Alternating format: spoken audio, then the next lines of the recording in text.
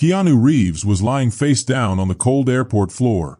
A big, strong knee was pressed into his back. It was heavy and hard, and it hurt. "Stay down!" yelled a police officer. His voice was angry and loud. Keanu could hardly breathe. His chest moved up and down quickly. The officer had a baton in his hand. His hands were tight and shaking with anger. Keanu didn't fight back. He didn't say anything mean. He just whispered, "I can't breathe." His voice was soft and quiet. But the officer didn't listen. He didn't care. Another police officer ran over. "What's going on?" he asked. "He tried to run past security," the first officer said. "Looked suspicious. Maybe he's hiding something." But Keanu wasn't moving at all. His body was still. His muscles were tight. His breathing was slow and shallow. Then, something surprising happened. A small voice spoke. It was a little girl's voice. Even though it was soft, it sounded louder than any noise in the whole airport. The officer heard it. Everyone did. He stopped. His face changed. The anger went away. His face turned pale, like all the color had drained out. He looked at the little girl. Then he looked down at the man on the floor. And that's when he realized what he had done. He had pushed down Keanu Reeves, a famous, kind man that people all around the world loved. But it was too late. A few hours earlier, the big airport doors opened with a soft whoosh. Keanu Reeves walked inside the Los Angeles airport. He was alone. He didn't have bodyguards. No one was helping him. No fans. No flashing cameras. Just him. He wore old jeans, a dark hoodie, and a baseball cap that covered most of his face. He looked like a normal man who just wanted to go home. He carried one black duffel bag on his shoulder. If someone looked at him twice, they might think, "That man looks tired." And that's exactly what Keanu wanted people to think. His flight to Manila would leave in less than 2 hours. But this trip wasn't for a movie. It wasn't for a press tour. It was personal. Keanu's mother was very sick. She lived far away. The woman who had raised him was now in a hospital bed. She didn't have much time left. Maybe just a few days. No one in the press knew he was going. Only a few people close to Keanu even knew she was sick. As Keanu walked to the check-in counter, he stopped for a second. He looked over at the security checkpoint. A police officer was watching him. Not just a quick glance. It was a long, hard stare. His eyes were full of questions. Keanu felt it before he saw it.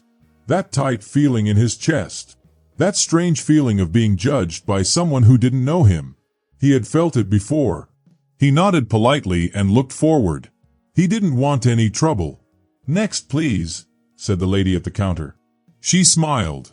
Keanu handed her his passport. 2 bags. 1 carry-on, he said quietly. "Mr. Reeves," she said, surprised, but only for a second. "You're all set. Gate 39B. He nodded again, took his boarding pass, and walked away. But the officer was still watching him. At the security line, the feeling in the air changed. Keanu felt it again. That hard stare. He turned and saw the same officer. He had short hair and a serious face. His jaw was tight. He looked angry, like he was chewing on his thoughts. The officer spoke into a small radio. Keanu's steps got slower. The metal detector beeped when he walked through. "Sir, please step aside," a TSA worker said. "Okay," Keanu said. He took off his shoes. He put his belt in the tray. His bag was checked. It was clean. But the officer still came over. He didn't smile. He didn't even say his name. "Sir, I need to talk to you," he said, reaching for Keanu's arm. Keanu looked calm, but his eyes were serious. "I've done nothing wrong." "You're acting suspicious," said the officer.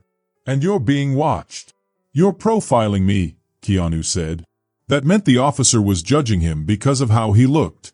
People started to notice. Some took out their phones. The air felt strange. The officer's hand grabbed harder.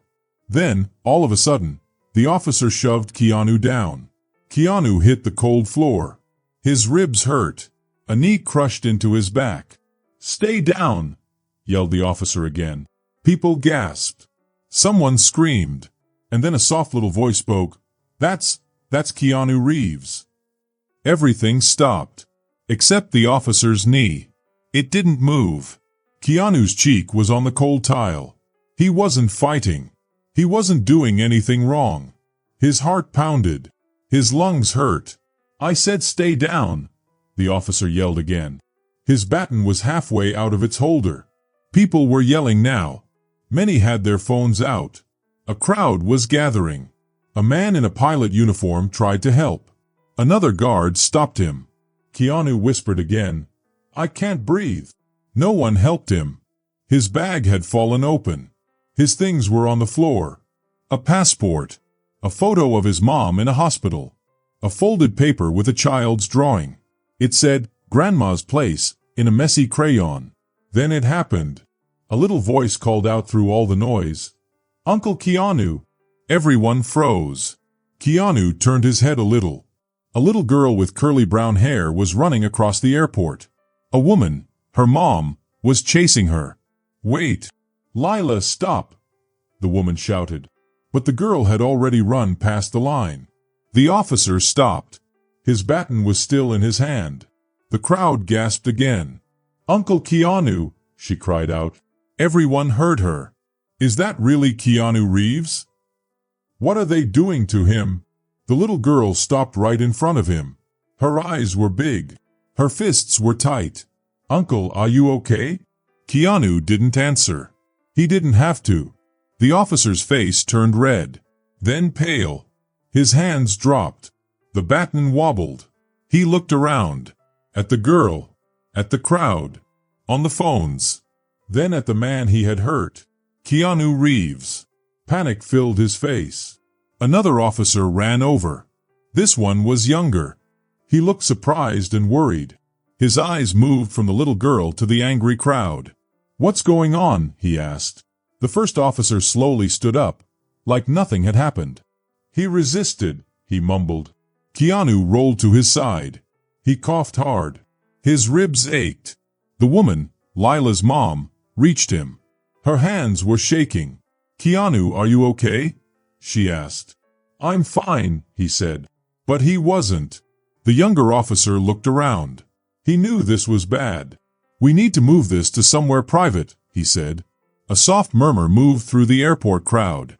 People whispered and pointed. The damage was already done. Phones were still recording.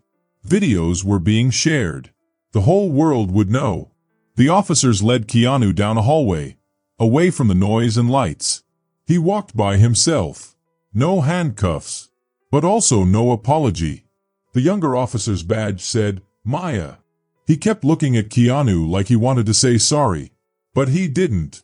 The older officer, Blake, walked behind. His face was still red. His fists were still tight. Keanu's ribs hurt. He didn't speak. They reached a small security room. The lights were bright. There were metal chairs. A table that didn't move. Maya pointed to a seat. "Please sit down," he said. Keanu didn't move. "I want to speak to a supervisor," Keanu said. "I'm already here," said a deep voice from the doorway.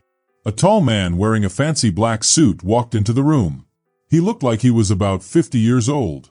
His hair was mixed with black and gray, and his face didn't show any feelings. He had a badge clipped to his belt. His name was Samuel Calloway, and he was the boss of airport security. "Mr. Reeves," he said in a calm voice, "I want to say sorry for what happened outside." Keanu looked at him with sharp eyes. "Then why did you let it happen?" Calloway didn't move. He just said, "Because I needed to see how far it would go." Jacob, a younger man nearby, got stiff. "Sir, I was just—" "Enough," Calloway said, and his voice turned cold like ice. Jacob stopped talking right away. Keanu stayed standing. "So this is when you tell me why you treated me like a bad guy?" Calloway gave a small nod. "Yes, that's why we're here." He walked to a table, placed a thin folder on it, and opened it. Inside, there was a piece of paper. It had a blurry black and white picture. It showed Keanu at the airport security line, talking to someone, and turning his head. Next to the picture was a red warning on a computer screen. It said, flagged. Keanu stared at it. What is this? Calloway crossed his arms. Your name came up in a special government list. It's called the DHS International Security Watch. Keanu shook his head. That can't be true. Maya, another worker, looked surprised. But it is true. Calloway nodded. You were flagged this morning. It was an automatic alert. That's why Jacob came over to you. Keanu looked at Jacob. So you tackled me just because you saw my name tag and thought something was wrong? Jacob looked nervous. His bag was heavy, and he set off the scanner. I was wearing steel-toe boots, Keanu said. You thought I was hiding something? Calloway stepped in again. Jacob, leave the room. But I said leave. Jacob walked out and slammed the door. The room went quiet. Keanu leaned forward. His voice was low. So, what am I being blamed for? Drugs? Weapons? Calloway didn't answer right away. No one is charging you with anything. But the government wants to talk to you before you fly. Keanu's eyes narrowed. I came here to say goodbye to someone important. And now you're telling me I've been treated like a bad guy? Why? I don't know, Calloway said. But I think this didn't happen by accident. Keanu looked down at the picture again. His face froze in the scanner image. Someone had marked it in red. Something was wrong. Someone wanted to stop him. The boarding gate was closed now. Keanu walked slowly. His side still hurt from earlier, but he kept moving.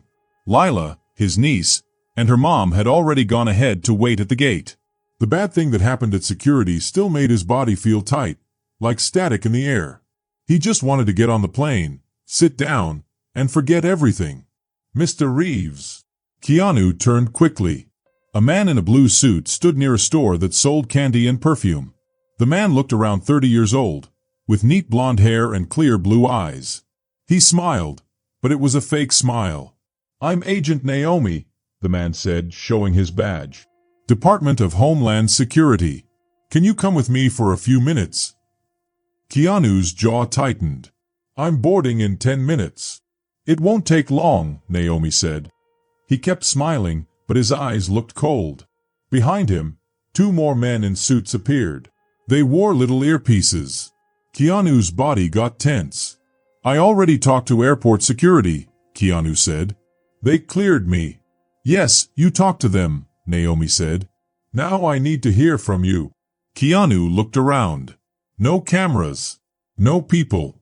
Just bright lights above. He took a breath. Fine. But I'm not going anywhere without my niece and her mother. Naomi blinked, then nodded. Of course. This way. They were taken to a small room with no windows. The door clicked shut behind them. Keanu noticed 2 things right away. The door locked from the outside. They were all alone. The air felt different now. Lila hugged her mom's leg, feeling scared. Naomi placed a tablet on the table and tapped the screen. It showed pictures, flight lists, and Keanu's name in red again. You're on several watch lists, Naomi said. Interpol and some others in Asia. Your name showed up this week. Keanu leaned forward. That's not true. Ever worked in security a long time ago? Naomi asked. Keanu narrowed his eyes. I used to write software, but I never did anything bad. You sure? Naomi tapped again. A photo popped up. It was Keanu from years ago, in a meeting room. He was sitting beside someone. Keanu's heart dropped. He knew that man. His name was Julian Vex. Do you know him? Naomi asked. Keanu didn't answer. Naomi leaned closer.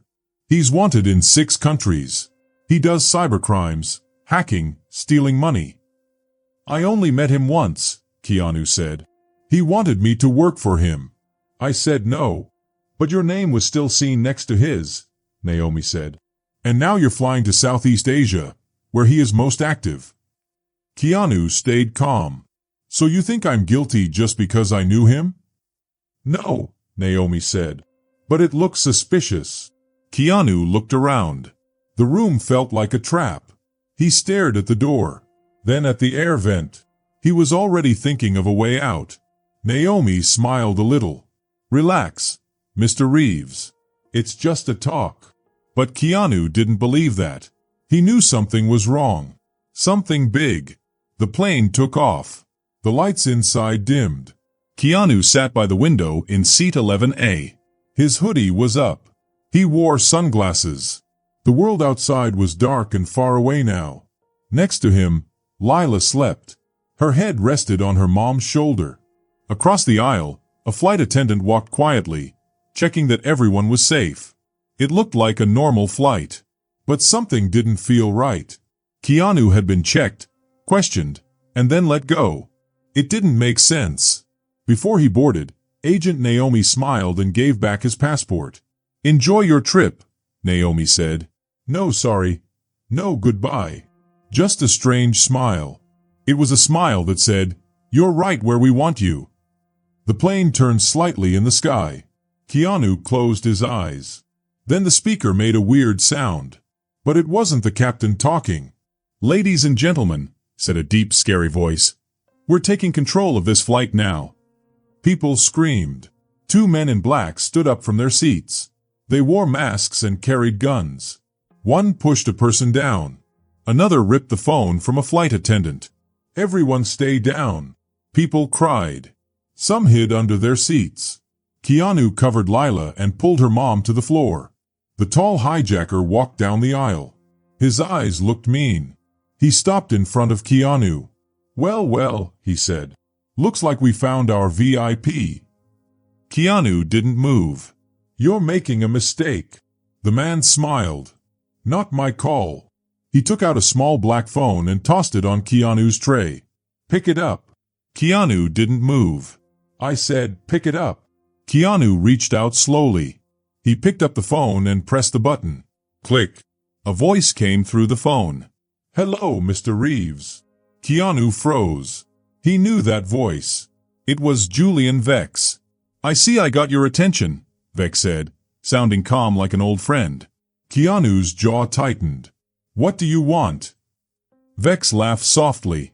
"You're still straight to the point. I like that." Around them, passengers cried and tried to stay quiet. Kids sobbed. Phones were broken. No help was coming. "You flagged my name," Keanu said. "You made this happen." "No," Vex said. "I planned the whole thing." Keanu held the phone tight.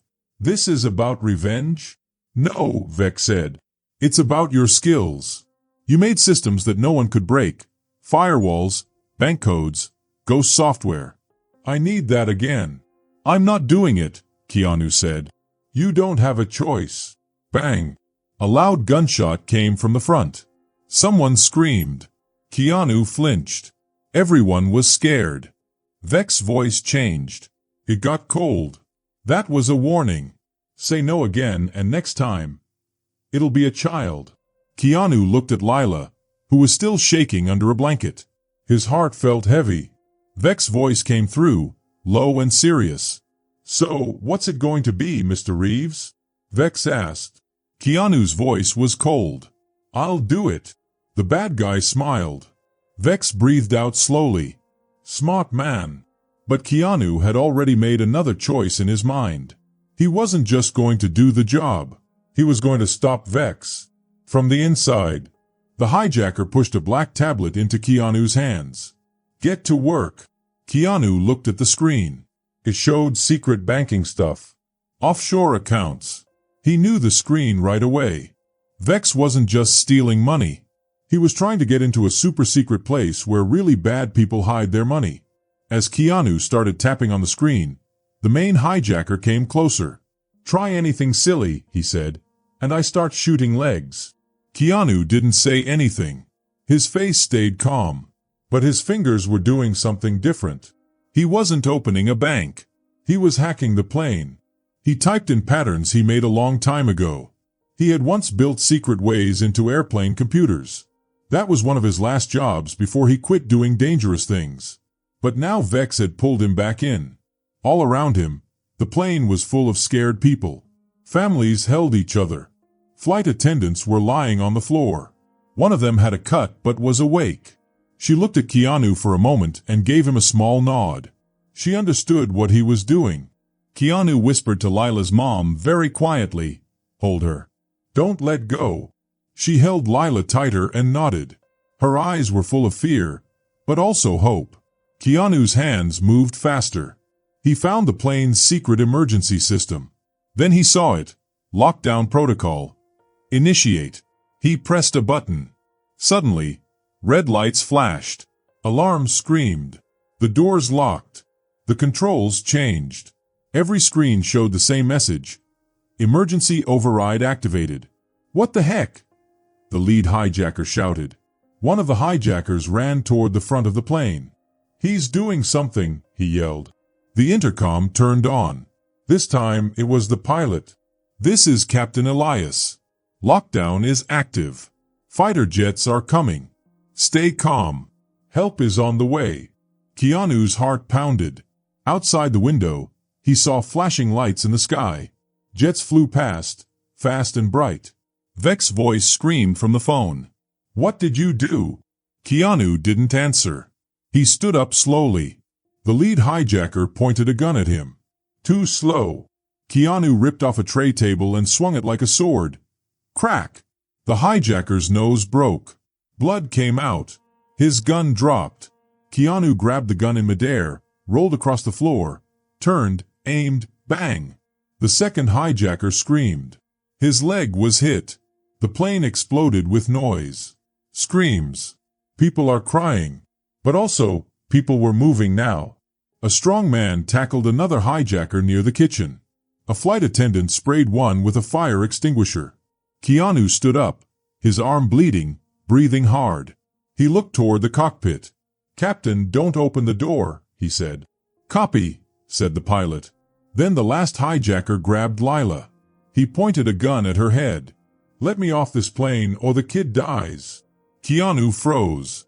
He held his gun, aimed and looked at Lila. She was crying, shaking, and then, crack. Keanu moved like lightning. He hit the hijacker fast. The man fell to the ground. Lila cried and held on to Keanu. "It's okay," he whispered. "I've got you." But even as he held her close, one thought filled his mind. Vex isn't on this plane. And this isn't over. The plane landed hard. The lights of the runway zoomed past. It was a rough landing, but safe. Soon, bright lights covered the plane. Police, SWAT teams, ambulances, and trucks were everywhere. Keanu sat still, holding Lila tight. One hand gave her an oxygen mask. She was okay. For now. The back door of the plane opened with a loud hiss. People shouted. Doctors rushed in. One by one, passengers left the plane. Their eyes wide, like they had just survived a sinking ship. Keanu stood up. His body hurt, but he didn't fall. He held Lila with one arm and helped her breathe with a mask. Lila's mom, Emily, came running. She hugged them both so tightly, it was hard to breathe. "We're okay," Keanu whispered. "We're okay." But deep down, he wasn't sure. Outside, a man in a gray suit walked up. He had a badge and an earpiece. "Mr. Reeves," he said, "we need to talk." "Alone," Emily yelled. "He just saved everyone. You're not taking him anywhere." The man raised a hand. "He's not in trouble. We just need to talk." Keanu nodded. "It's okay." Emily's eyes were red from crying. "Be careful." Keanu looked at her. "Always." He handed Lila to her gently and brushed her hair. "Stay with your mom, okay?